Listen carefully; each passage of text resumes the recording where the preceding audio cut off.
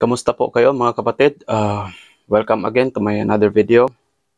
Ngayon is babasahin ko ang mga pakikipag-usap ng ating Panginoong Hesus sa iba't ibang personalidad, sa iba't ibang tao na nasa Biblia po. Magsimula po tayo dito sa Matthew. Ito po yung panahon na babautismuhan si Jesus ni Juan. Ito yun. Pagkadating ni Jesus sa Ilog Jordan mula sa Galilea upang magpabautismo kay Juan, tinangka ni Juan na pigilan siya at sinabi, ito yung sinabi ni Juan: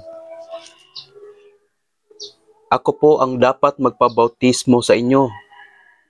Bakit kayo nagpapabautismo sa akin?" Subalit sumagot si Jesus, ito yung sinabi niya: "Hayaan mong ito ang mangyari ngayon, sapagkat ito ang nararapat nating gawin upang matupad ang kalooban ng Diyos." Kaya pumayag si Juan.